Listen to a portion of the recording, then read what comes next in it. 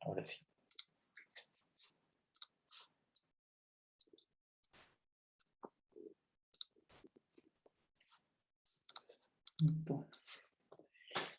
Bueno, este es el sitio el sitio web del curso. Tal vez algunos, si entraron antes de que le cambiara la forma, lo vieron en forma de lista, pero bueno, ya esta es la apariencia de la página del curso, tal y como la está utilizando. Tiene todas estas secciones. Aquí en la de administrativos pueden encontrar el programa del curso, que ya casi lo vamos a revisar. En las clases PDF ya están todos los temas de la clase, ya están publicados, así que los pueden tener acceso ya a todo el material.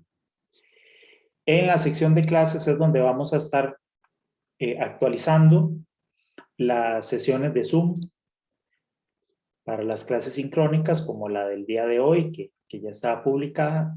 Si ingresan a las siguientes clases, todavía tienen fechas de, creo que hace un año que había dado el curso, pero esas las iremos actualizando conforme avancemos en el semestre.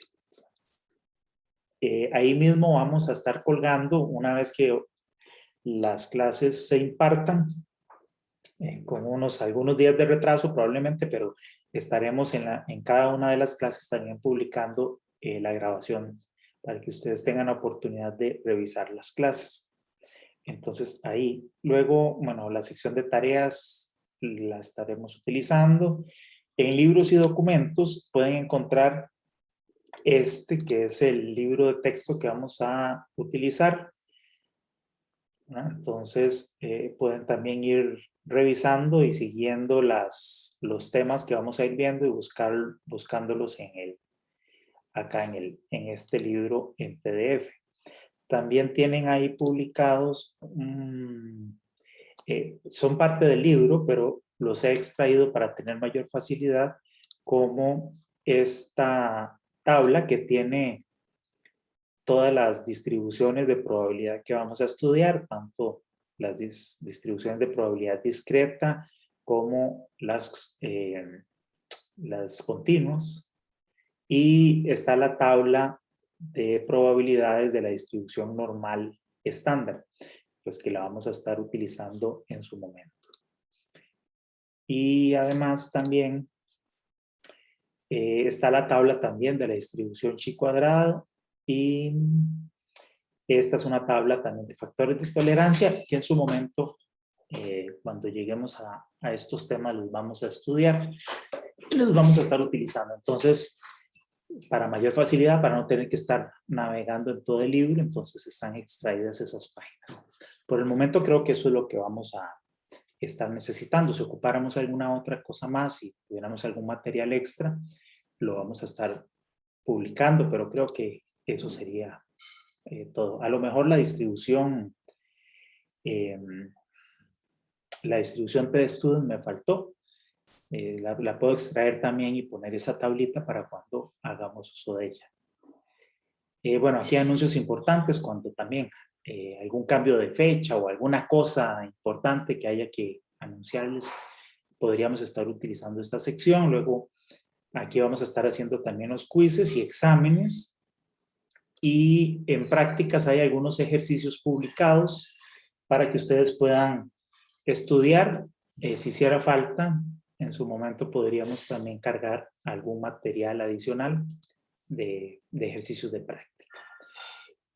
Bueno, y la sección de calificaciones, eso sería básicamente el contenido que tenemos. Vamos a revisar el programa del curso. Bien, entonces, como bien ustedes saben, este curso pertenece al semestre número 5 y consta también de un laboratorio. Entonces, cada uno de ustedes está inscrito. Creo que los laboratorios los imparten los días miércoles. No sé, la verdad, si Mediación Virtual les está pidiendo clave para accesar al sitio o no, pero si no, en todo caso sería esta que aparece aquí marcada. Bueno, muy bien. No vamos a leer toda la carta, ustedes la pueden revisar con mayor detalle después, sino que iremos haciendo algunos comentarios un poco generales para para pasar de esto de una manera, de forma más rápida. Este curso, bueno, como mencionábamos, pertenece al 5º semestre, ya comienza a formar parte de las herramientas de análisis, podríamos llamarle superiores o avanzadas en ingeniería. Es una herramienta, o lo que vamos a estudiar acá son herramientas de muchísima utilidad, independientemente de cuál sea el área de ingeniería civil que sea del mayor interés de ustedes, y en todas, cualquiera de las áreas van a necesitar de estas herramientas. Ahora vamos a hablar un poquito más de ello. La justificación, rápidamente, podríamos decir que prácticamente todos los fenómenos, comportamiento de materiales y fenómenos físicos con los cuales los ingenieros civiles tenemos que lidiar para el diseño, análisis y construcción de obras de infraestructura, tienen naturaleza aleatoria, igual que en otros fenómenos en otras áreas. Prácticamente todas las variables que nosotros podamos medir o que queramos controlar o utilizar en el área de la ingeniería y en general, como les decía, en la vida, están sujetas a pequeñas variaciones, pequeñas o grandes variaciones, y se comportan a través de lo que conocemos como un fenómeno aleatorio. No siempre una misma variable tiene los mismos valores, sino que siempre varían constantemente. Por lo tanto, es muy importante poder tomar en consideración esa aleatoriedad para efectos de no solo de los diseños, sino de decisiones que tenemos que tomar en el ejercicio de nuestra profesión, y de allí se justifica muchísimo tener conocimientos en esta área y este curso en particular. Además, por otro lado, es muy importante que nosotros tengamos la capacidad de poder aplicar estas herramientas a casos específicos de las temáticas que nosotros estudiamos. Entonces, por eso es que la escuela decidió en su momento que el curso de probabilidad y estadística, para que fuera un curso de mayor provecho, fuera un curso aplicado a la ingeniería, y que además la estamos impartiendo profesores directamente de la escuela. Bien, el objetivo general del curso es desarrollar la capacidad, bueno, del entendimiento y conocimiento y la capacidad de aplicar las herramientas básicas que ofrece la estadística, como dice aquí el texto, para analizar datos, presentar información y sobre todo lo que es tomar decisiones respecto a los fenómenos que nosotros estudiamos.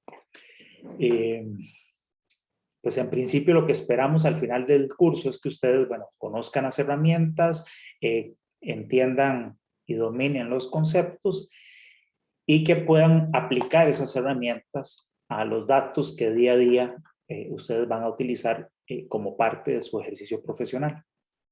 Es algo que me gustaría detenerme aquí un pequeño momento para insistirles tal vez, o recomendarles que a este curso le tengan cariño a los temas que vamos a estudiar aquí, que ojalá que no se les olvide, no lo tomen como un curso más que hay que pasar y ya, sino que en la práctica del ejercicio profesional de cada uno de ustedes, recuerden que existen estas herramientas y que hay que usarlas, porque lamentablemente muchas veces en la práctica los ingenieros se nos olvida que todo esto existe y no la utilizamos, ¿verdad? Ya en la práctica, muchas veces no.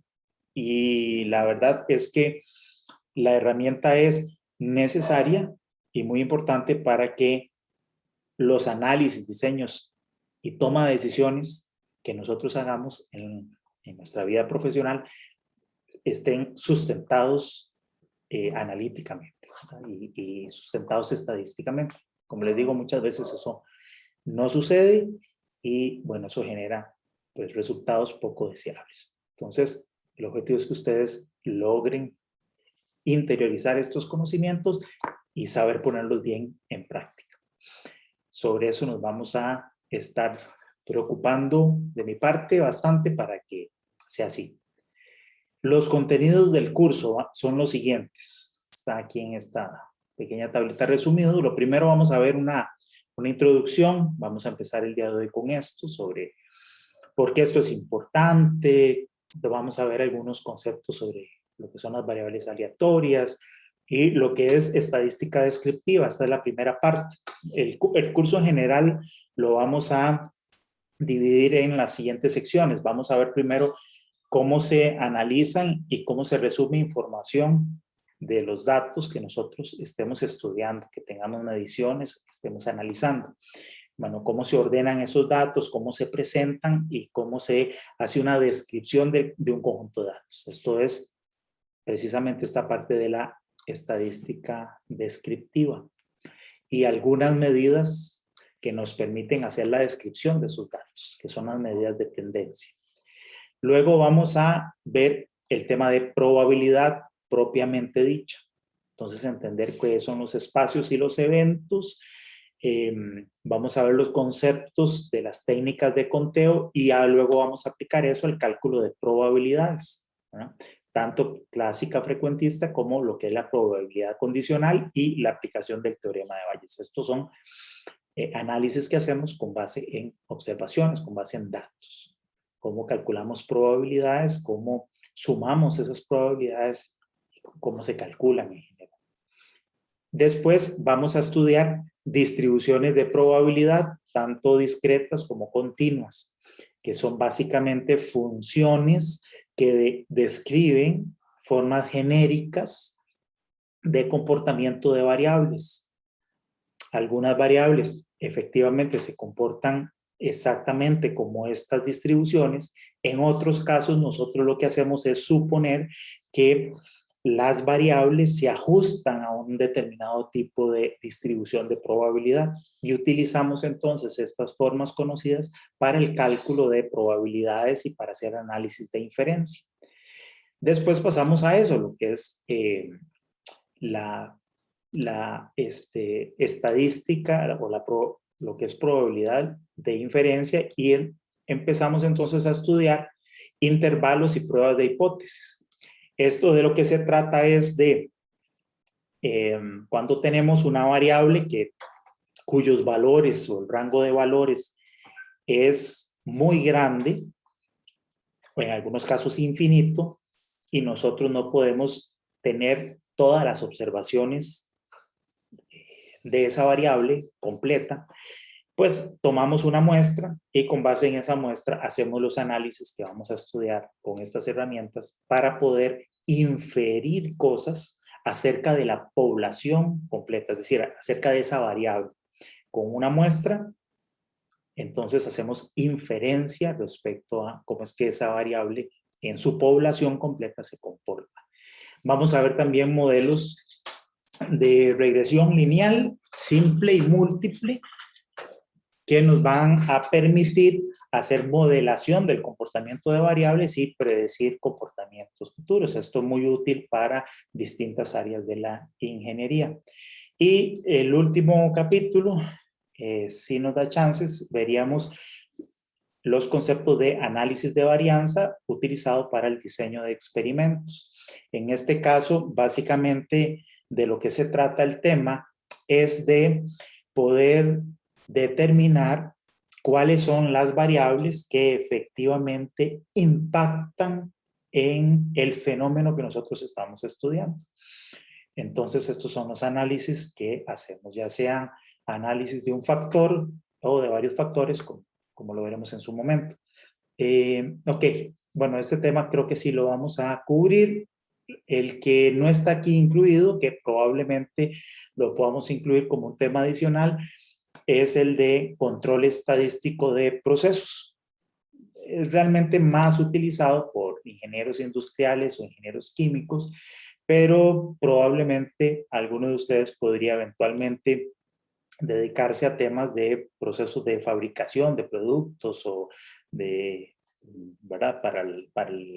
De infraestructura utilizados en la construcción de infraestructura, y les puede hacer de utilidad también lo que es control de procesos, aunque realmente no es un área en la que la mayoría de los ingenieros civiles nos desenvolvamos, pero creo que es muy probable que si nos dé, bueno, cada vez que yo doy este curso, a mí por lo menos casi siempre me da, todas las veces me ha dado chance de ver ese tema complementario. Bueno, hay una tabla aquí de cómo están distribuidos los contenidos en el laboratorio, cómo ustedes los van a ir desarrollando. Entonces aquí ustedes lo pueden checar. En laboratorio lo que van a hacer es estudiar el uso del programa R y la interfaz gráfica de RStudio, que es una herramienta de software para poder realizar todos los análisis que vamos a estar estudiando en teoría aquí durante el semestre. La evaluación consta de lo siguiente: tareas un 10% que estaremos dejando con cierta frecuencia, esperemos que con bastante frecuencia, para que ustedes puedan ir de una vez practicando y asimilando paulatinamente los conocimientos. Quizzes o algunas prácticas en clases. ¿Por qué le llamamos quizzes o prácticas? Porque a veces lo que queremos es, o más bien lo que queremos con este elemento de calificación es precisamente garantizarnos que los conocimientos que vayamos viendo en clases anteriores vayan quedando bien entendidos. Entonces, podríamos poner algunos ejercicios que ustedes vayan desarrollando en clase, ya sea de forma guiada o no, o simplemente unas cuantas preguntas, y entonces ese tipo de cosas las vamos a calificar dentro de este 15% del rubro de quizzes o prácticas. Vamos a tener 3 exámenes. Estos exámenes son colegiados con el grupo número 1, cada uno con un valor de un 15%, y también ustedes van a realizar un proyecto final que consistirá en, pues, probablemente en el análisis de algún conjunto de datos con el que tengan que ir aplicando los temas que vamos desarrollando en el curso, pero con una base de datos probablemente grande, vasta, con suficientes datos para que relacionados con algún tema real, mediciones reales. Ese trabajo ustedes lo van a ir desarrollando poco a poco a través del laboratorio. Eso vale un 15%, y bueno, la calificación propia del laboratorio que dará el profesor correspondiente vale un 15% que se integra a la nota completa del curso. Muy bien. Seguimos con las fechas. Hoy damos inicio al curso, el cual terminaría en la primera semana de diciembre. El primer examen parcial está programado para el 23 de septiembre, el segundo para el 28 de octubre, el tercero para el 2 de diciembre. El avance del proyecto final, como decía, como ese es un trabajo que se va a ir definiendo directamente en el laboratorio, entonces con el profesor de laboratorio ustedes van a ver estas fechas y la van a definir con él, cuándo darán el avance y cuándo entregarán su trabajo completo. Espero que ninguno de ustedes, yo creo que ninguno va a tener que hacer examen de ampliación, pero por si acaso hay una fecha ahí reservada el 13 de diciembre. Luego, probablemente ya se habrán enterado, si tuvieron alguna clase ahora en la mañana o han seguido noticias, que la universidad ha tomado la decisión este semestre de más o menos como a la mitad hacer una pequeña pausa de desconexión total digamos, de las herramientas tecnológicas, de la computadora y eso, porque pues hay evidencia de que aunque ha sido muy práctico el tema de tener clases virtuales, la verdad es que esto ha impactado negativamente en la salud mental de todos, ¿verdad? Tanto estudiantes como profesores, y la universidad entonces decidió que esta semana, que va del 11 al 16 de octubre, hagamos una desconexión total. Entonces no habrá clases, evidentemente tampoco habrá tareas o ningún tipo de evaluación esa semana. Entonces la tenemos aquí ya reservada de acuerdo con las directrices que la universidad ha emitido. Y bueno, hay un par de feriados que tenemos por allí: el Día de la Independencia y la abolición del ejército. que son esas fechas que aparecen allí. Aquí vienen algunas otras referencias bibliográficas importantes que a algunos le podría interesar, pero bien con el documento que ya está publicado en la página del curso, podemos trabajar perfectamente los temas que vamos a estar estudiando aquí. Muy bien, ¿alguna consulta con respecto al programa o a la evaluación, etcétera?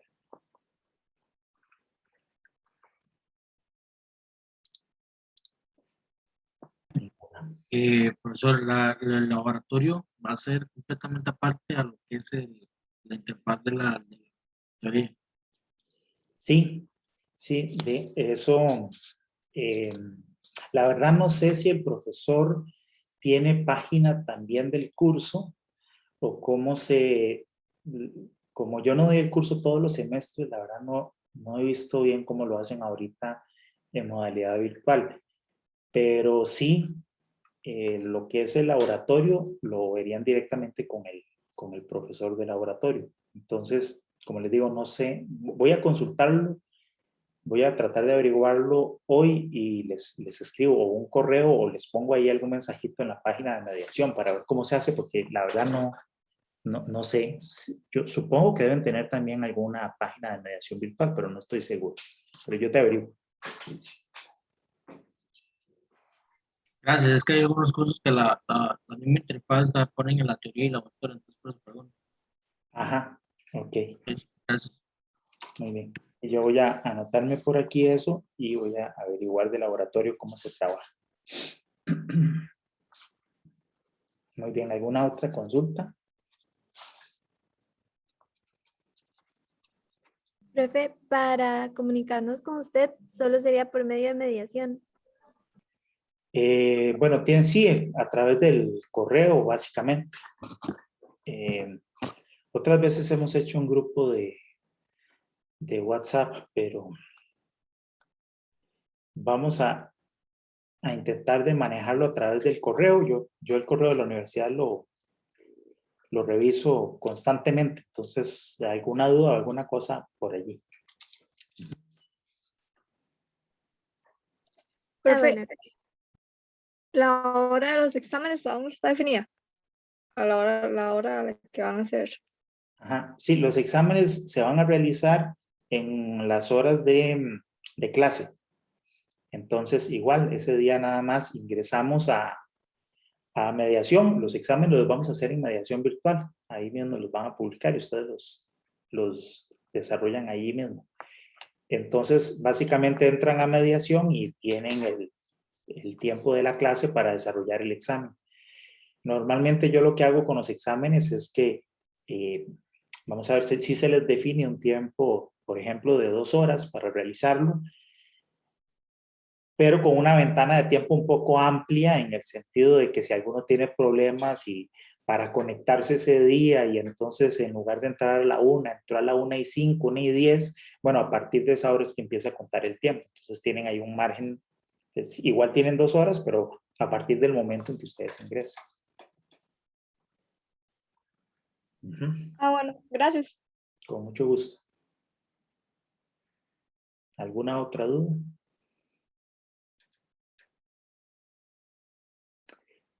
Ok. Bueno, sí. Profe, y Sí. los exámenes son ahí mismo en la plataforma, ¿verdad? No es como de hacerlo a mano y escanear. Correcto. Son en la plataforma. Normalmente ya están los ejercicios y son de esos de seleccionar o rellenar, etc. Si no hay Ok, que resolver y escanear. entiendo, gracias. Sí, así nos ha resultado bastante bien. Bueno, por lo menos la otra vez que me tocó dar el curso también de forma virtual con Henry, con otro profesor, y resultó bastante bien los exámenes así. Y así además se califican de una vez y ya ustedes tienen inmediatamente el resultado.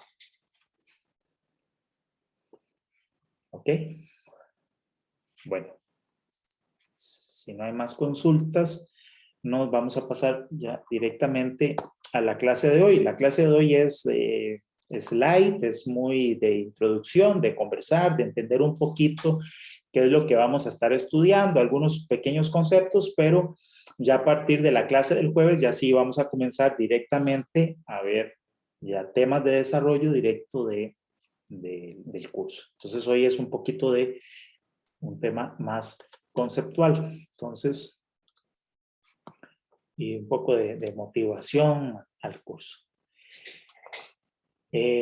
Bueno, hay algunas de estas filminas que las vamos a pasar rápidamente. Ustedes creo que perfectamente saben qué es un ingeniero, qué es lo que hace un ingeniero, pero bueno, tal vez alguno de ustedes me podría dar alguna idea de qué es lo que los ingenieros hacemos, incluyéndonos ya, incluyense ustedes, pues ya ustedes ya casi son, todavía no son titulados, pero ya son parte de ya prácticamente del gremio. Entonces no sé si tal vez, vamos a ver quién, Andy Miranda, si me puede comentar algo, ¿qué es lo que un ingeniero hace? Hola, ¿qué tal? Yo pensaría que el área de aplicación sería bastante amplia, entonces, desde bueno, la palabra lo dice, ¿verdad? Que estamos básicamente aprendiendo para solucionar muchos problemas en la sociedad, satisfacer las necesidades que la sociedad requiere, tanto así también como el mantenimiento que hay que aplicarle a las cosas que vayamos a construir o hacer, y bueno, entre muchas otras cosas también. Sí, sí, efectivamente, ve que Andy mencionaba aquí algunos puntos claves. Hablaba primero sobre necesidades. Efectivamente, lo que los ingenieros hacemos es satisfacer necesidades específicas que tienen las personas para el desarrollo de sus actividades en general. En el caso particular de los ingenieros civiles, son necesidades de infraestructura, ¿verdad? De distinta naturaleza. Infraestructura de vivienda, como son las casas, edificios de habitación, etcétera. Infraestructura para el desarrollo de procesos de fabricación, ¿verdad? O para el desarrollo de negocios. Infraestructura también para la salud, como son los hospitales, clínicas, etcétera. Y también infraestructura para transporte, ¿verdad? Infraestructura para el aprovechamiento de recursos como el agua, la producción de electricidad, etcétera. Tenemos una serie hay una serie de actividades que realiza el ser humano, que realmente eso es lo que nosotros hacemos, ¿verdad? Como ingenieros es facilitar que esas actividades humanas se desarrollen. Nosotros nos preocupamos por el mejorar, el facilitar y mejorar la calidad de vida de las personas, facilitando esa infraestructura que requieren para que esas actividades se realicen. Ese sería, digamos, dentro del marco de lo que la ingeniería hace, donde nosotros como ingenieros civiles nos ubicamos. Eso es lo que hacemos. Planificamos, diseñamos, construimos y también, como Andy lo mencionaba, le damos mantenimiento durante el proceso de operación de esa infraestructura para que brinde ese servicio de calidad que se requiere. Y para poder desarrollar esas actividades, ¿cómo lo hacemos? ¿Cómo lo hace un ingeniero? ¿Cómo logramos ese objetivo? Tal vez Dinelka. ¿Cómo pone en práctica, o bueno, qué es lo que hace el ingeniero para poder desarrollar esa actividad de ingeniería?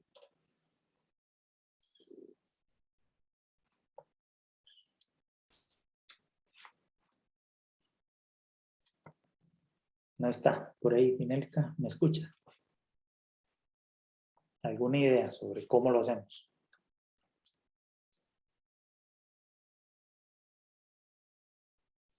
¿No? Tal vez Gabriel Rodríguez. Profe, básicamente observando, analizando Ajá, y al ya tener un panorama, recurriendo a los conocimientos que uno ha adquirido.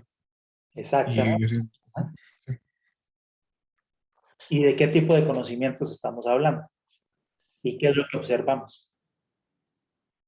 de conocimientos matemáticos, físicos, estructurales Ajá. y básicamente uniendo todos esos para llegar a la solución del problema. Efectivamente, nosotros ¿qué hacemos? Observamos cómo se comportan, por ejemplo, los materiales, observamos también los fenómenos de la naturaleza, qué es lo que ocurre, cómo se comportan los suelos, cómo se comporta la lluvia, los caudales de los ríos, la tierra, en los sismos, etc. O sea, tenemos un conocimiento sobre la naturaleza, estudiamos parte de eso, lo observamos, tratamos de entenderla o modelarla, ¿verdad? Esos comportamientos necesitamos traducirlos en herramientas de análisis y luego tenemos, para poder hacer eso, la aplicación de todos estos conocimientos que mencionaba nuestro compañero.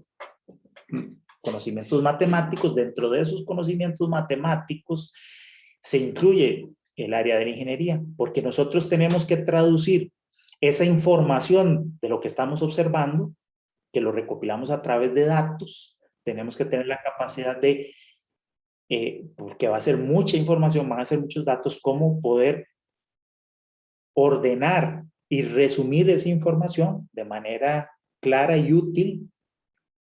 Y por otro lado, tener estas herramientas para traducir esos datos y esa información, ya sea en modelos o en herramientas de análisis que nos permitan a nosotros poder dimensionar, por ejemplo, los elementos de la infraestructura que se requieren para que brinden el servicio que se necesita y que soporte el paso del tiempo, ¿verdad? Entonces, efectivamente ese es como el proceso de la aplicación de nuestra profesión, ¿verdad? Entonces, bueno, aquí hay una definición que recoge un poco todo esto que hemos estado hablando, ¿verdad? ¿Qué es lo que hace el ingeniero en la práctica, ¿verdad? Ya hemos hablado de que planifica, que diseña, ¿verdad? Que evalúa, ¿verdad? Reporta, hace una serie de tareas que están relacionadas con lograr intereses económicos, permitir que se desarrolle una serie de actividades humanas y tratando de que esas se hagan de la mejor manera, pero además con ciertos requerimientos como, bueno, el preservar la vida, el impactar lo menos posible el ambiente, etc. ¿No? Eso es básicamente lo que recoge esta definición y que está relacionado con lo que hemos estado comentando. Y para eso existe una serie de principios o de conocimientos que nosotros aplicamos, que incluyen desde las matemáticas, la química, la física, etc., incluyendo dentro de la matemática la estadística. Bueno, como vimos, entonces el ingeniero, ¿qué es lo que hace? Resuelve problemas o ofrece soluciones hacia ciertas necesidades a través de los principios de la ingeniería. ¿Cómo hacemos? Bueno, diseñando ciertos elementos o planificándolos, operándolos también o refinando diseños existentes. Y normalmente un proceso de ingeniería involucra estas partes. Esta sobre todo que está aquí enmarcada en este recuadro punteado, fíjense que tiene que ver con lo que decíamos, con el tema de observar, cómo identificar cuáles son los factores importantes que podrían afectar dentro del fenómeno que podría impactar nuestra infraestructura, la que queremos desarrollar.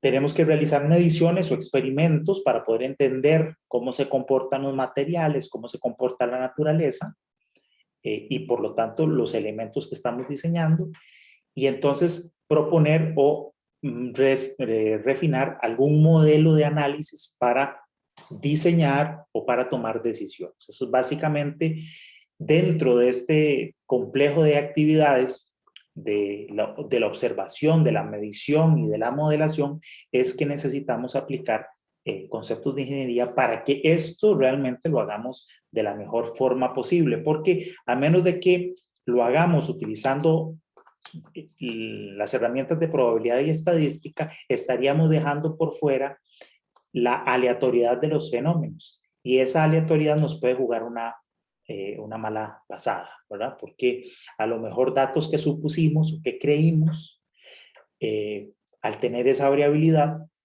utilizamos unos valores en el diseño, pero dada la variabilidad podrían ser más altos o más bajos y eso podría hacer que los supuestos que hicimos y el diseño que hicimos no sea el más adecuado, o las decisiones que tomamos no sean las adecuadas.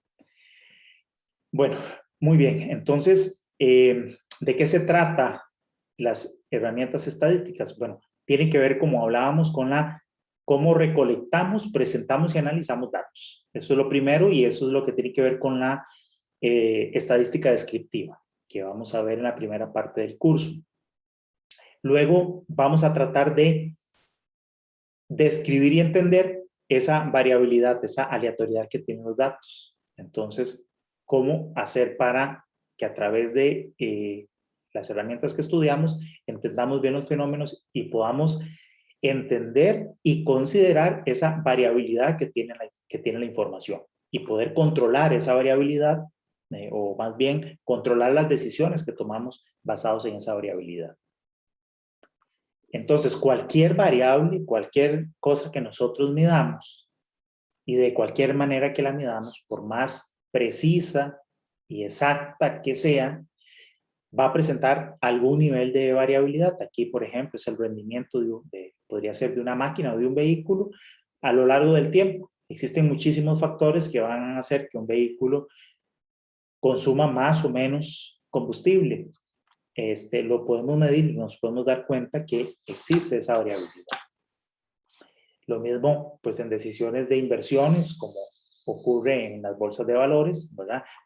Aquí ya existen muchísimos fenómenos, ya no solamente físicos, sino del propio comportamiento humano, que hacen que las variables cambien, que los valores cambien, que las decisiones cambien. Por ejemplo, en el caso del área de la ingeniería de transporte, ese tipo de fenómenos sociales son utilizados por la ingeniería, o son estudiados por la ingeniería para la planificación de los sistemas, ¿verdad? La decisión que toma la gente de viaje, dónde ir, si viaja o no viaja, qué modo de transporte utilizar, etcétera. Eso, existe ahí un componente de una variabilidad bastante alta relacionada con el comportamiento de las personas. Bueno, eso lo tenemos que estudiar para poder modelar y para poder tomar decisiones de inversión y de inversiones que no son bajas. También, muy típico, muchos de ustedes van a través de sus proyectos finales de graduación, a través de los proyectos de taller de diseño y en cursos específicos, van a hacer estudios del comportamiento de materiales. Entonces, de resistencia o de comportamientos como la adhesividad que tiene un producto, el impacto que tiene un aditivo sobre algún material, mejorando su resistencia, su elasticidad, etc. Bueno, todos esos fenómenos que pues, podemos estudiar a través del laboratorio, y que además de estas variables nos van a ser de utilidad para efectos del diseño de elementos de infraestructura, tienen ese componente de aleatoriedad, ¿verdad? Entonces, por ejemplo, si tomáramos una muestra de asfalto con un determinado tipo de agregado, podríamos hacer mediciones sobre la fuerza que es necesario aplicarle a esos elementos para despegar los elementos del asfalto, digamos, lo que es la adhesividad, y veríamos que tendríamos distintos valores medidos, ¿verdad? Todos muy cercanos, alrededor de un valor, como podemos ver aquí, cercano como al valor de 13, pero algunos valores más altos y algunos valores más bajos. ¿Por qué? Bueno, porque dentro de ese fenómeno van a haber errores propios a la precisión de los instrumentos, a errores de medición o de la manipulación de la medición por parte de la persona que está haciendo el estudio, así como el efecto que tiene una serie de variables físicas, porque a lo mejor los materiales no son completamente homogéneos, porque le afecta la temperatura, porque habrá una serie de elementos, la humedad, qué sé yo, una serie de variables que hacen que este valor no sea siempre constante, sino que tenga esa variabilidad. Entonces, en términos generales, nosotros vamos a considerar que en realidad casi que todas las variables que nosotros estudiamos tienen una forma, o la podríamos describir con esta ecuación de aquí al final. Es decir, que esa variable, en este caso, aquí le han puesto jalado, pero digamos que es la resistencia, digamos, o la fuerza que le debo aplicar al elemento para que reaccione de cierta manera, va a ser igual a un valor mu, es decir, ese valor que nosotros esperamos que sea el de mayor frecuencia, el valor alrededor del cual se va a comportar la variable, pero sumado a un término de error aleatorio, ¿verdad? Donde a veces esto es positivo, a veces es negativo, y entonces el resultado que nosotros medimos, que es X, puede estar por arriba o por debajo, generalmente, de este valor mu, ¿verdad? Y tenemos esa aleatoriedad. Este diagrama muestra los resultados de esas mediciones. Vemos, por ejemplo, que tenemos valores desde un poquito por arriba del 12 hasta valores cercanos a 14. Y tenemos aquí dos mediciones con el mismo valor que anda alrededor de 12,5, me parece que era.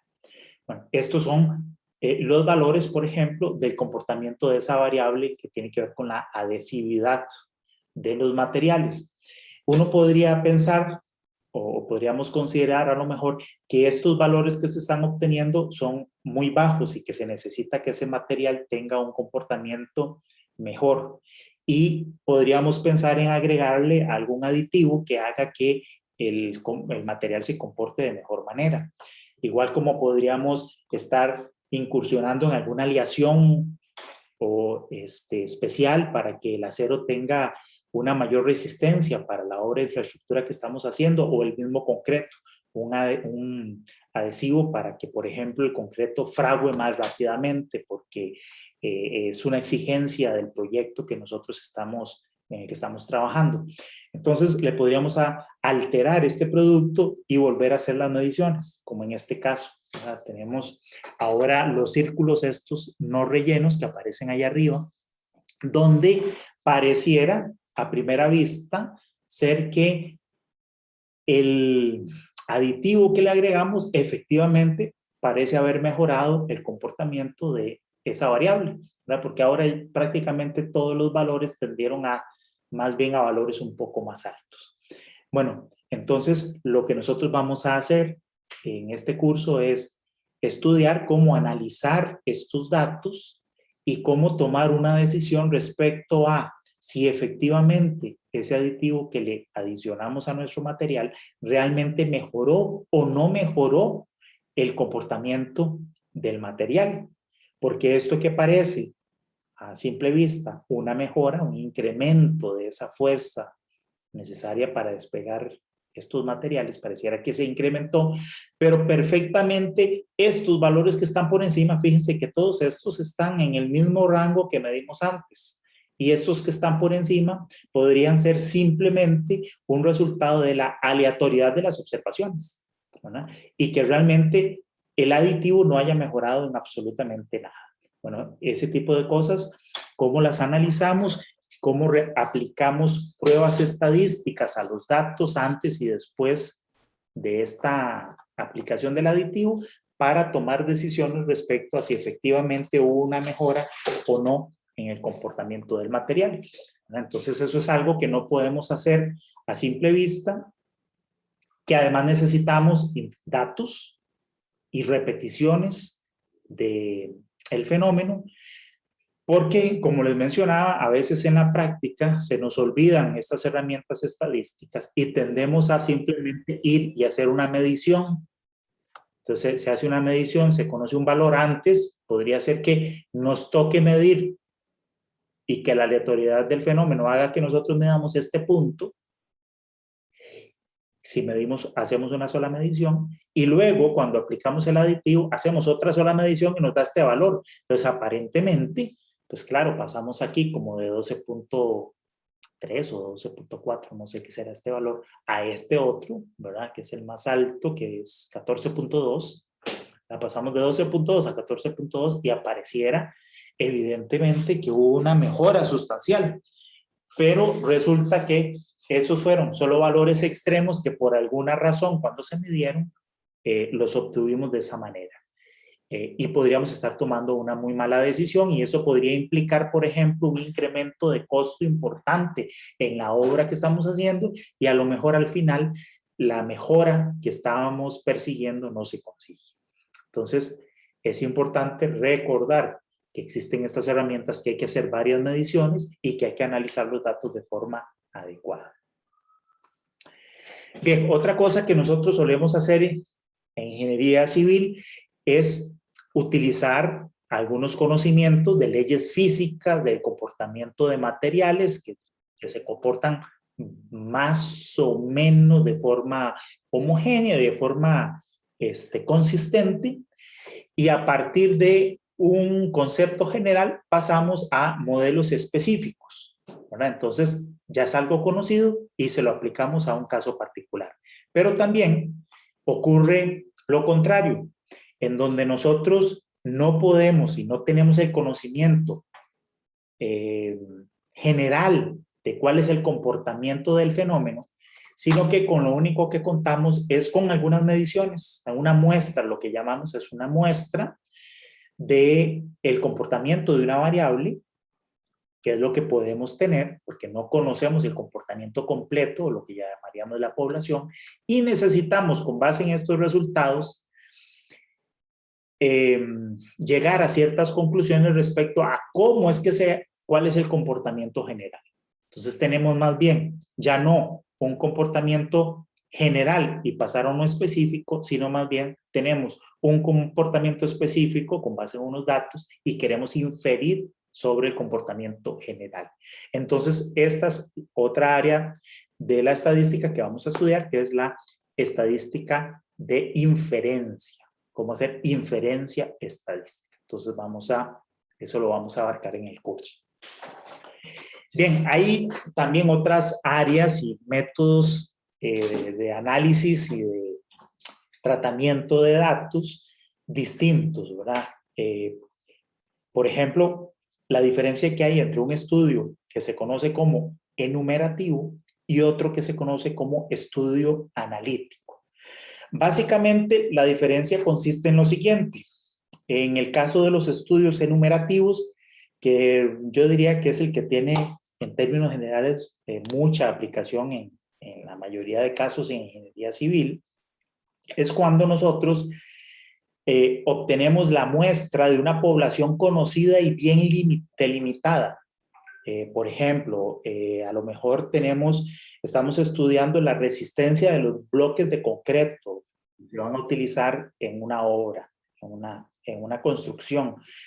Y lo que queremos hacer es, claro, no vamos a ir a quebrar todos los bloques de concreto, porque si no ya no serían funcionales, sino que tomamos una muestra de ellos, hacemos mediciones de su resistencia y con base en eso tomamos una conclusión respecto a lo que es la resistencia de todos los bloques de concreto. Bueno, en este caso esos estudios son enumerativos porque las condiciones de todos los elementos de toda la población van a ser, o podemos considerar que son siempre los mismos, eso no va a cambiar. Entonces, con una pequeña muestra yo puedo inferir acerca de todos los elementos que conforman la población. Versus los estudios analíticos, que es cuando yo, con base, bueno, primero aquí, nuestra población o las condiciones de nuestra población no están bien delimitadas o no están controladas.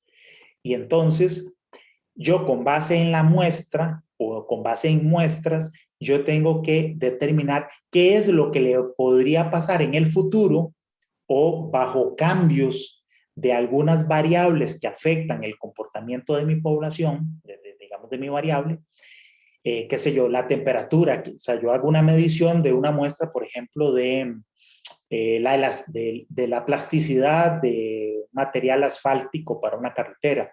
Bueno, si lo que me interesa es estudiar el comportamiento de esa muestra de asfalto en ese segmento de carretera propiamente, estoy ante un estudio enumerativo. Pero si lo que quiero es controlar esa variable de plasticidad de la mezcla, porque va a estar siendo utilizada en distintos tramos de carreteras, en condiciones distintas de temperatura, de tránsito, etcétera, las conclusiones que yo saco de un estudio enumerativo no van a ser muy útiles, sino que más bien yo necesito poder predecir qué es lo que va a pasar en el tiempo o qué es lo que va a pasar en condiciones distintas a las que esta muestra fueron tomadas. Entonces, en ese caso, es lo que se conoce como un estudio analítico. Aquí existen varias herramientas como pueden ser los modelos predictivos o también como es el control de calidad, que mencionábamos que, bueno, en el caso nuestro no es tan, digamos que las aplicaciones son más limitadas, pero bueno, esa es la diferencia respecto a estas dos cosas. En un caso, entonces, tengo una población muy bien delimitada, con condiciones que en términos generales no van a cambiar, tomo una muestra y tomo conclusiones respecto a la condición general de esta variable. En el otro caso, yo tengo una muestra, pero sé que las condiciones de la población pueden cambiar en el tiempo o según la ubicación geográfica o según las condiciones que en un futuro se puedan dar, y por lo tanto tengo que hacer un estudio analítico para tratar de controlar variables que afectan este resultado, ¿verdad? Que pueden afectar los resultados de la muestra. Entonces tengo que darle un mayor control a lo largo del tiempo o tener mediciones para distintas condiciones y poder identificar las variables que afectan el resultado y entonces poder generar conclusiones respecto a lo que podría pasar en el futuro. Entonces, esa es la diferencia entre un estudio enumerativo y un estudio analítico. ¿Okay? No sé si esto quedó bien claro. ¿Alguna duda?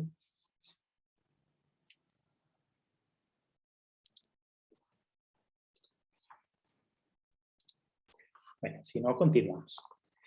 Bien, vamos entonces nosotros a estudiar dentro del curso herramientas para hacer ambos tipos de estudios. Algunos ejemplos de cosas que uno podría hacer. Estos son datos de movilidad. A nosotros nos interesa, por ejemplo, saber cuáles son las decisiones del modo de transporte que utilizan las personas. En este caso, podría ser los viajes que se realizan hacia y desde la universidad, porque estamos haciendo un estudio de movilidad de la población universitaria, de estudiantes y también de funcionarios de la universidad. ¿Qué medios de transporte utilizan para viajar a la universidad? Uno podría plantearse la posibilidad de realizar un estudio del 100% de la población, pero eso podría ser muy costoso.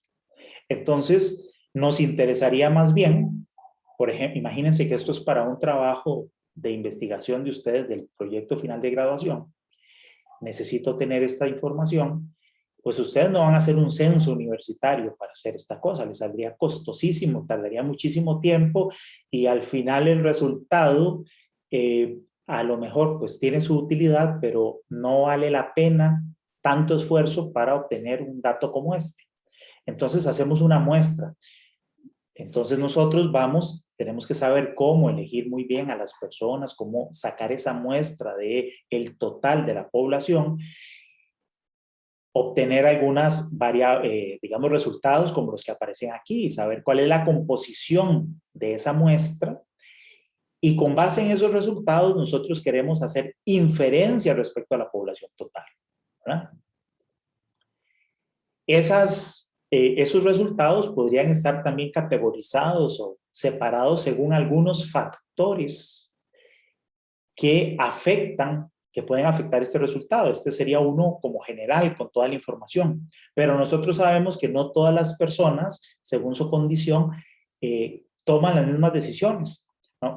En este caso, de movilidad y del modo de transporte elegido para viajar, probablemente una variable que afecta de manera importante es cuál es el nivel de ingreso de esas personas o del núcleo familiar. Entonces aquí le introducimos una variable que afecta el resultado de esta variable que estamos estudiando. Ese sería un factor. Podrían haber otros factores también, adicionales a este, como la distancia que hay que recorrer entre el lugar en que la persona vive y la universidad. Eso también probablemente afecta el resultado. Entonces, ¿cómo controlamos estos factores y cómo determinamos si efectivamente los factores que hemos elegido, como la distancia, afectan de manera significativa o no la decisión de viaje. Bueno, eso lo vamos a estudiar, tal y como ya lo adelantábamos con el programa del curso, más adelante en el análisis de varianza. El análisis de varianza lo que me hace es precisamente determinar si esta variable que le introdujimos aquí a la decisión de viaje afecta significativamente o no el resultado de esa medición. O si esta otra variable también. O qué pasa si juntamos las dos, las del ingreso y la distancia. Entonces ahí estaríamos ante la presencia de un análisis de varianza, digamos de dos variables, de dos factores. Podrían ser más. Ok, ¿y eso por qué es necesario? Porque las conclusiones que nosotros obtengamos respecto al comportamiento, en este caso de la variable del modo de transporte, podrían afectar todas las demás decisiones, recomendaciones técnicas que se vayan a hacer respecto a, por ejemplo, la decisión de construir una infraestructura especial para la bicicleta, ¿verdad? Entonces, hacer un análisis adecuado y estadísticamente soportado nos va a permitir a nosotros poder tomar bien esas decisiones y de tal manera que, por ejemplo, los presupuestos que se vayan a destinar, el dimensionamiento de esa infraestructura realmente sea acorde al comportamiento real de la variable y no solamente a datos superficiales que nosotros podamos tener. Bien, ahora, los datos que nosotros vamos a utilizar para estos análisis pueden provenir de, o pueden tener una naturaleza distinta. Por un lado, podríamos tener lo que se conoce como un estudio retrospectivo, y eso es cuando nosotros utilizamos datos históricos. Tenemos información de mediciones históricas que alguien más ha recolectado o perfectamente podríamos ser nosotros mismos, pero imagínense, por ejemplo, los datos de las estaciones pluviométricas del ICE, ¿verdad? Eso es información histórica de varios años, o datos sobre los sismos o las magnitudes de los sismos que ocurren en el país. Esos son datos históricos. Datos del tráfico que hay en las carreteras, del tránsito promedio diario que recopila el Ministerio de Obras Públicas y Transporte, y que tiene esa información ahí disponible. Entonces hay una serie de datos históricos. Lo que ocurre con estos datos históricos es que no siempre tenemos la información completa. A veces hay piezas de información que por alguna razón, por error o por fallo de un equipo o porque simplemente una decisión de que ese año no se midió porque se destinaron los recursos a otra cosa, entonces pueden haber piezas faltantes de información. Eso hay que saber cómo manejarlo. También puede ocurrir que, dado que son datos que alguien más recopiló, nosotros no tenemos el control sobre los errores que se pudieron haber generado en la transcripción de los datos o los errores de muestreo. Bueno, esas son características que tiene esa información. A veces no se puede hacer mucho, puesto que ya son datos que ya son recopilados. Muchas veces no tenemos ni control sobre esos errores o esos faltantes, ni tampoco sabemos las razones por las cuales ocurrieron. Entonces, pero bueno, esa es una naturaleza de datos que podemos utilizar. Otra puede ser un estudio observacional. Hacemos un estudio, por ejemplo, a través de una encuesta o a través de mediciones de campo. Imagínense sobre, por ejemplo, las características de la composición de los suelos de un terreno donde vamos a hacer una obra. Entonces yo puedo ir a observar y hacer mediciones. Normalmente esas observaciones son limitadas en términos de la cantidad de datos que uno puede observar y el periodo durante el cual nosotros recogemos esa información. ¿Por qué? Porque pues, hacer todas estas mediciones normalmente pues conlleva un costo.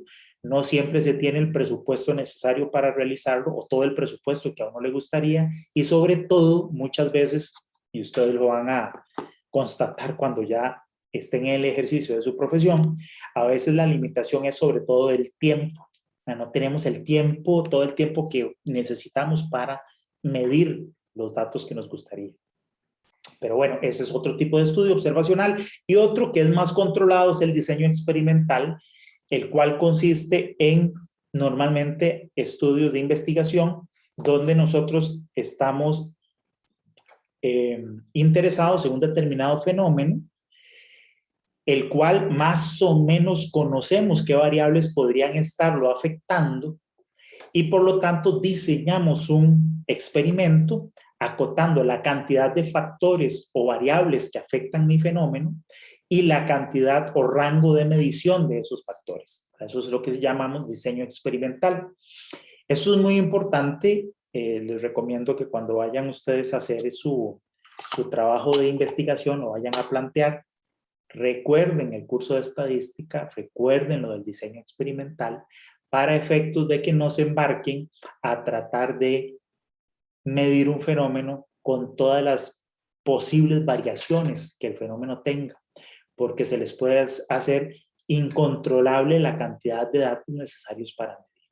Entonces, acuérdense de repasar estos temas para que ustedes definan bien qué factores van a analizar y cuáles no, y dentro de esos factores, qué órdenes de magnitud van ustedes a medir o qué rangos van a medir para efectos de que puedan tener una cantidad de mediciones que sea práctica y que sea útil para efectos de las conclusiones que ustedes necesitan obtener del experimento.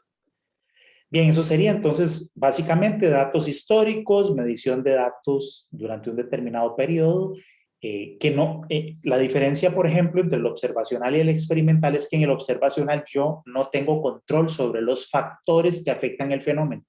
O sea, simplemente ocurre y yo mido. En el experimental yo sí tengo control sobre los factores que afectan el resultado. Y aquí el chiste es determinar en qué valores de esos factores voy yo a realizar mi experimento, ¿verdad? Entonces, esos son los tipos de datos o formas de recolección de información que nosotros podríamos estar utilizando. Ok, entonces, bueno, decíamos que ahí es en este último caso utilizamos los conceptos de diseño de experimentos, ¿verdad? Como decíamos, ahí pueden haber muchos factores que afectan el resultado. Podemos elegir cuáles de esos factores vamos a controlar y dentro de cada uno de esos factores normalmente lo dividimos en niveles, esos valores que yo voy a controlar y que voy a medir. Normalmente se asigna una pequeña cantidad de factores para cada uno de esos, una cantidad de repeticiones para cada uno de esos niveles, porque si no, el experimento se puede hacer, la cantidad de datos necesarios a medir se puede multiplicar exponencialmente, ¿verdad? Entonces ahí vamos a ver lo que es el diseño factorial. Por ejemplo, imaginen que aquí estamos estudiando un material, en este caso un material utilizado para la construcción de carpetas de carretera, donde vamos a controlar 3 variables: la presión a la que es sometida el material, la temperatura a la que se realiza las mediciones y la frecuencia. Son solo 3 variables, 3 factores. Pero en cada uno de ellos las variaciones pueden ser muchísimas. Entonces, en este caso podríamos visualizar las combinaciones de estas variables como un cubo, ¿no? Fíjense que donde en el caso de la presión estamos simplemente considerando 2 valores. Aquí están representados por el -1 y el +1, que serían estos 2 puntitos. Hay 2 valores posibles. 2 valores posibles de temperatura y 2 valores posibles de frecuencia de aplicación de carga. Bueno, eso nos genera este cubo con, como ustedes ven, 8 vértices. Cada uno de esos vértices corresponde a una combinación de estas 3 variables. Bueno, en cada uno de esos vértices nosotros necesitamos hacer una serie, una determinada cantidad de repeticiones para poder tener bien medido esa combinación. Entonces, imagínense que estamos hablando de, y voy a ponerlo por lo bajito, por unas 10 repeticiones en cada uno de ellos. Ya estamos hablando de 80 ensayos que tendríamos que hacer. Y estoy poniendo solo 10 repeticiones.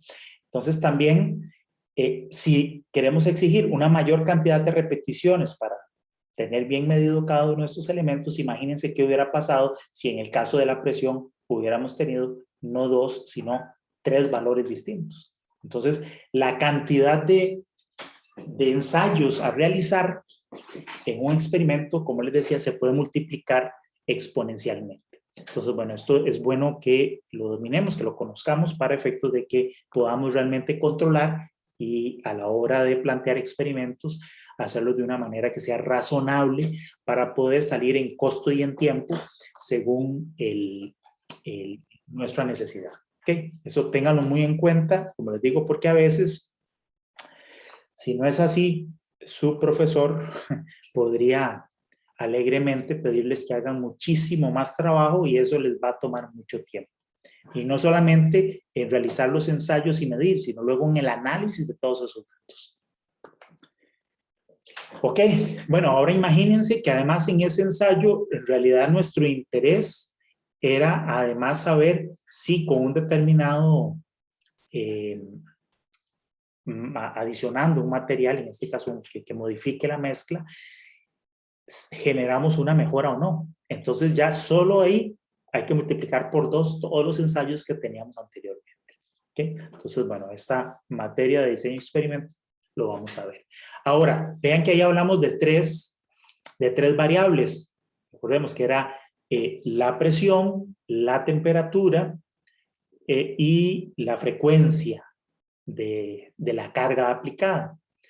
Pero nosotros podríamos tener además muchísimas más variables asociadas al fenómeno y no necesariamente todas estas variables las vamos a incluir dentro de nuestro experimento, porque si no, de nuevo, podría ser inmanejable la cantidad de mediciones a realizar.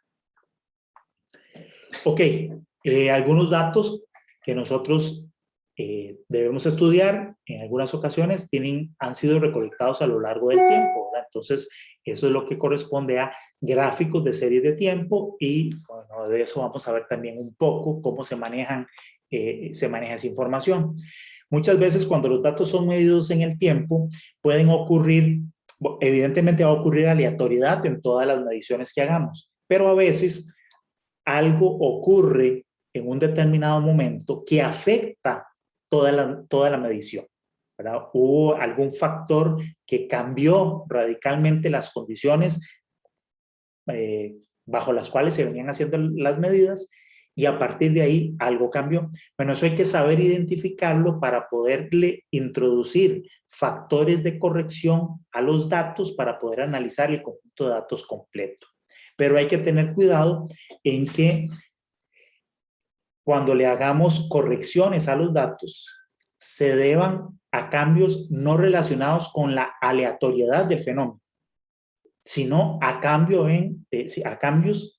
en las condiciones bajo las cuales las mediciones se realizaron. Eso es distinto, o sea, un cambio radical que haya afectado las medidas. Eso lo vamos a estudiar también. Esta es una medición, ¿verdad? Observaciones que fueron tomadas a lo largo del tiempo. Resulta que estas en color azul oscuro son mediciones sin ajuste. Pues resulta que alguien pensó que como tenía mucha aleatoriedad la información, sería bueno aplicarle un ajuste a sus datos. De tal manera que tratar de reducir la variabilidad. Lo que normalmente sucede cuando yo aplico un ajuste a los datos a lo largo del tiempo y los cambios en las magnitudes de las medidas se deben a la aleatoriedad propia del fenómeno.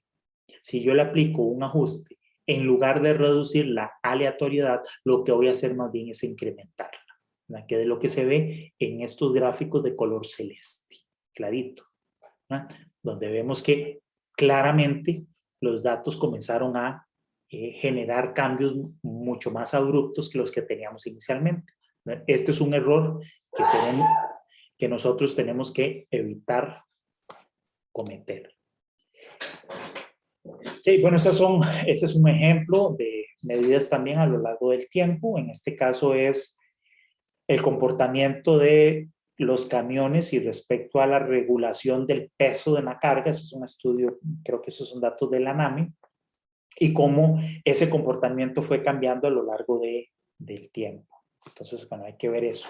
Y lo que les mencionaba, que cuando nosotros aplicamos ajustes a datos medidos en el tiempo, hay que estar cuidado, o tener el cuidado, de que eso no sea debido a perturbaciones aleatorias, sino nada más a un cambio en las condiciones radicales de medición, para evitar el problema que vimos antes. Para eso, entonces, es lo que vamos a ver sobre control de datos y manipulación de datos. ¿Okay?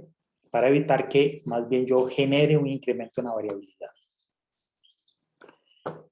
¿Verdad? Este es un caso en el que sí se podría realizar ese ajuste. Fíjense que aquí se viene controlando un fenómeno, se viene midiendo. Vean que el valor medio de este fenómeno está rondando, no sé, alrededor del valor de entre 10 y 12, ¿verdad? Es la variabilidad de estos datos, pero llega un momento que es en la medición más o menos 50 y tantos, 57, 56, donde se detecta que hubo un cambio en el proceso, en el fenómeno, y vean cómo cambió radicalmente la variabilidad de los datos. Antes estaba más o menos entre 11 y 12, y a partir de aquí comienza a estar como entre, más bien, antes estaba como entre 10 y 12, y aquí empieza a generarse mediciones que rondan entre el 11 y el 13. Totalmente cambió la magnitud.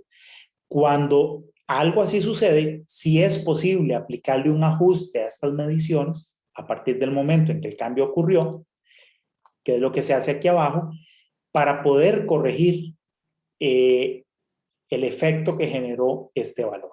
¿Okay? En ese caso, ahí sí la variabilidad no se incrementa, sino que más bien se reduce. Y eso ya nos permite analizar este conjunto de datos de color celeste claro con estos otros, como un solo conjunto de datos. Entonces, bueno, vamos a ver eso.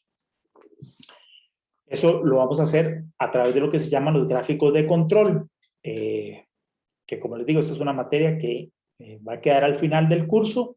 Yo espero que nosotros sí la podamos estudiar. ¿Okay? Entonces vamos a ver cómo controlar las mediciones y cómo poder detectar a partir de qué momento es que se generó un cambio en el fenómeno de estudio. Como les digo, eso se utiliza mucho por los ingenieros industriales o ingenieros químicos, sobre todo en procesos de producción de algún material o algún producto, para poder determinar si hubo un cambio en el proceso de fabricación, ¿verdad? Entonces, en el momento que se detectan esos cambios que son estadísticamente significativos, entonces se va y se verifica qué fue lo que causó el cambio para poder aplicar ajustes. Se le puede aplicar ajustes a las mediciones o también al proceso mismo de producción para poderlo controlar. Ok. Bueno, esto lo que representa es la distribución de probabilidades. Eso es un tema que lo vamos a estudiar con mayor detenimiento. Otro tipo de fenómenos que nosotros podríamos estar interesados en estudiar, que son de muchísima aplicación en ingeniería civil, son lo que llamamos modelos mecanísticos. En este caso, son fenómenos físicos para los cuales existe una ley de comportamiento físico conocida. En este caso, para poner algo sencillo, la fuerza que se le debe, o la relación que hay entre la fuerza aplicada y la elongación que tiene un resorte.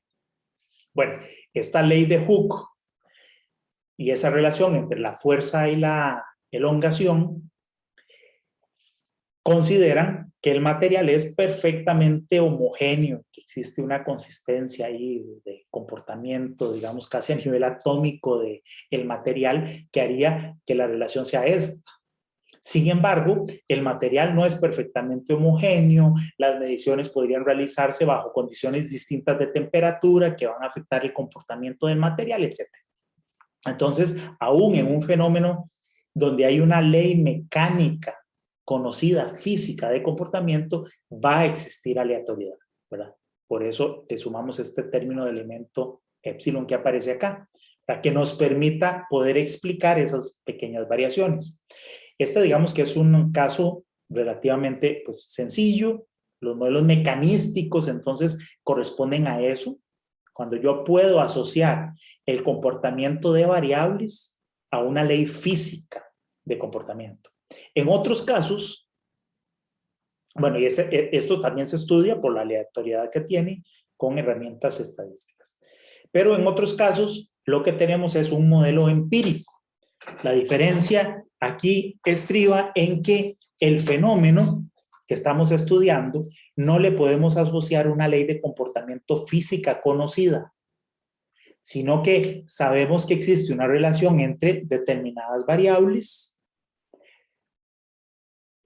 y queremos estudiar esa relación y el comportamiento entre esas dos variables, incluso predecir qué pasaría si yo cambio los valores o las condiciones de lo que vamos a denominar variables independientes, que son las variables que nosotros podemos manipular, y cuál va a ser el resultado que se va a generar sobre la variable dependiente.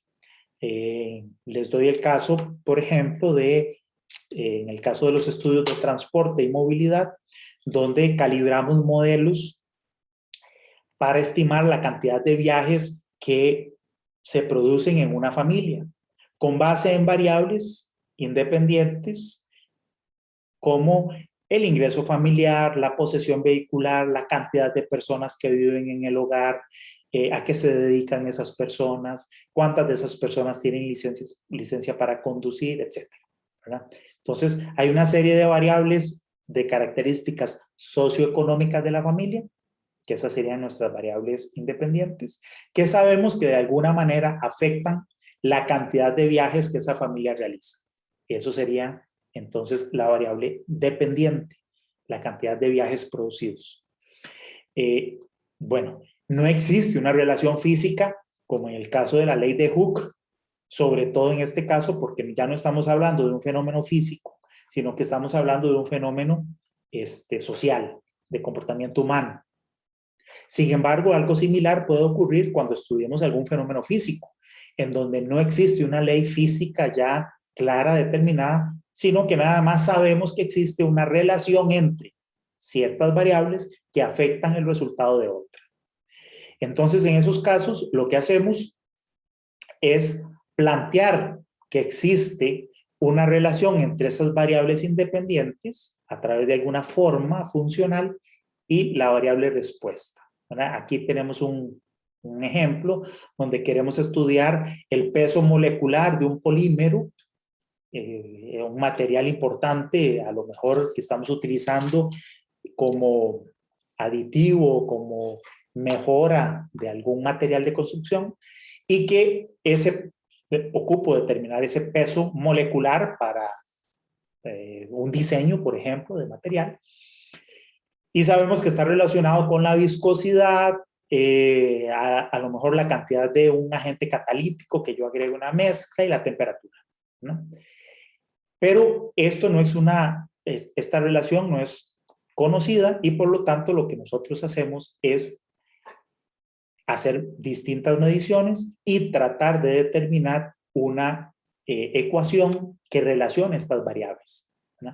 Y queremos entonces que los parámetros de esta ecuación, que serían estos beta 0, 1, 2 y 3, estén estadísticamente soportados, que realmente yo tenga un nivel de confianza importante sobre el resultado de esta ecuación, dado que es una ecuación, como su nombre lo dice, empírico. Es decir, es un modelo en el que yo a priori no conozco la relación matemática, sino que yo planteo una posible relación matemática entre las variables y lo que trato es estadísticamente de determinar cuáles son los mejores valores para ese modelo y luego estudiar y calificar el modelo que yo obtengo desde el punto de vista estadístico para saber si realmente este modelo me representa bien o me reproduce bien la relación que yo estoy observando con los datos. Eso sería entonces un modelo empírico. Y lo que hacemos ahí es entonces utilizar lo que llamamos, bueno, aquí hay otro ejemplo, a partir de mediciones que yo puedo realizar en laboratorio o, como vimos, observaciones del fenómeno en la naturaleza, digamos, real, aplicar lo que llamamos modelos de regresión. Entonces vamos a ver cómo se calibran y cómo se determinan estos modelos matemáticos. Ok, por lo general lo que vamos a tener entonces, en este caso si tenemos, esta es la variable respuesta y estas son las dos variables independientes, vamos a tener pues una dispersión de datos, en este caso en el espacio, que nosotros vamos a tratar de modelar a través de una superficie, que es la que representa la ecuación de calibración del modelo de regresión lineal múltiple, en este caso. Ok, en otras ocasiones lo que nosotros vamos a querer hacer es más bien a partir de mediciones de campo o mediciones de laboratorio, calibrar los parámetros de alguna de las distribuciones de probabilidad que les mostré hace un ratito, así muy rápidamente, en la hoja que tienen ustedes ahí de material en el curso, donde yo sé que mi variable propiamente se comporta de forma aleatoria, de una forma específica de distribución de probabilidad, y lo que quiero es determinar los parámetros estadísticos de ese modelo para poder modelar el comportamiento de esa variable. Entonces, eso es lo que se conoce directamente como modelos probabilísticos. También les doy un ejemplo en el caso de los estudios de transporte y movilidad. Así es como se hace o se modela la decisión que hacen las personas de modo de transporte, que si va a elegir auto, tren o va a ir en bicicleta para realizar un viaje. Se utilizan modelos probabilísticos, porque en este caso la naturaleza propia del comportamiento de los datos es totalmente probabilístico. Entonces suponemos una distribución de probabilidad, normalmente en este caso es una Gumbel o doble exponencial negativa, y lo que hacemos es, con base en las observaciones de las decisiones reales que toman las personas, medidas a través de observaciones de campo, calibrar los parámetros de ese modelo. Y luego eso nos permite predecir cuál es la probabilidad de que una persona cambie de modo de transporte en caso de que yo le haga mejoras, por ejemplo, al sistema de transporte público, mejore la frecuencia o la comodidad dentro de las unidades del transporte público. ¿Cómo podría eso eventualmente cambiar la decisión del modo de transporte de las personas? Y se hace a través de modelos probabilísticos. Bueno, muy bien. ¿Alguna consulta sobre estos temas? La idea, como les decía, de la clase del día de hoy es sobre todo dar una pequeña introducción acerca de la distinta gama de tipos de problemas o de datos que nosotros podríamos estar necesitando y que vamos a tratar de abarcar a lo largo del curso, ¿verdad? Todas las herramientas de estadística necesarias para estudiar este tipo de fenómenos y análisis de datos de manera adecuada.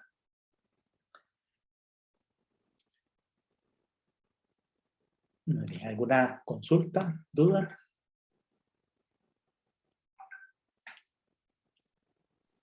Profe, Dígame. yo le quería consultar porque nunca me llegó ningún link de esta clase ni nada, y tampoco estoy habilitado en mediación en este curso. Entonces, a ver si había algún error o algo así. Ajá, déjeme revisar.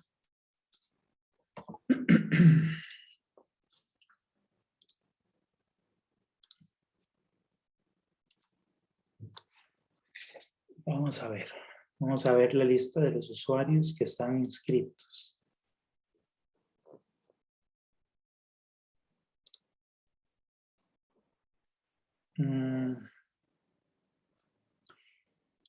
Sí, lo que debe pasar, y déjenme verificarlo aquí en el Excel, es que yo no lo tenga en la lista de estudiantes que me enviaron de la escuela. ¿Usted matriculó el curso por inclusión o algo así? Yo matriculé normal. Normal. Sí, lo que pasa es eso. No sé por qué el sistema no les inscribió a ustedes de forma automática dentro del curso para que tengan acceso a mediación virtual. No sé por qué pasó, porque siempre se hace de forma automática. Entonces, en realidad, ningún estudiante estaba inscrito, digamos, inscrito con acceso a mediación virtual. Entonces, yo lo hice manualmente. cogí los correos y bueno, la información de ustedes que me dieron de la escuela y los inscribí, pero en esa lista no aparece usted, pero lo que hago es que lo voy a anotar. ¿Cuál es tu número de carnet? Se lo paso por el chat. Sí, mejor. Páseme Ok. si quiere el número de carnet, el nombre completo y la dirección de correo. Perfecto, gracias. Profe, a mí también me pasó lo mismo, entonces voy a enviarle la información. Igual, Perfecto. gracias.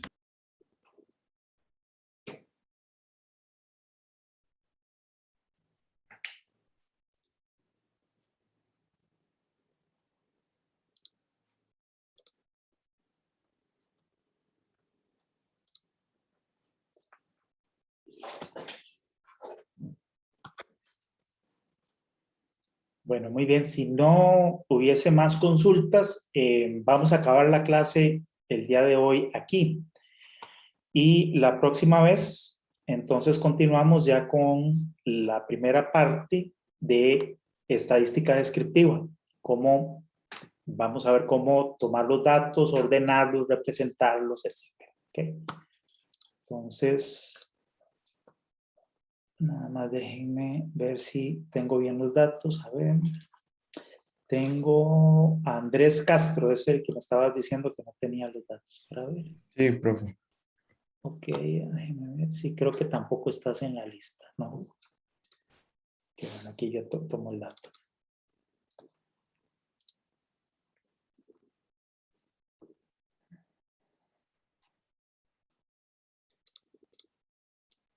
Profe, ahí en mediación está la carta del estudiante, me imagino, ¿verdad?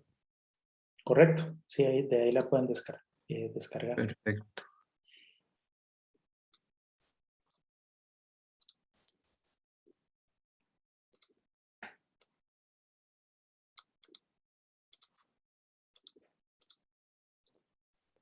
Ok, y el otro es Igor.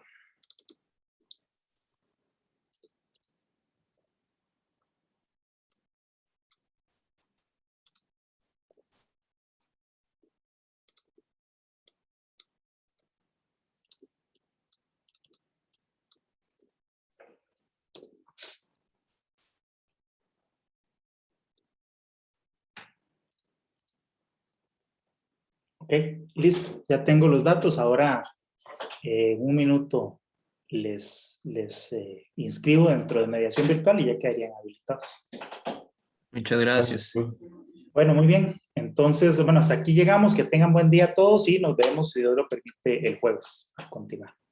Buenas tardes. Gracias, profe. Gracias, profe. Igual. Gracias, profe. Buenas noches.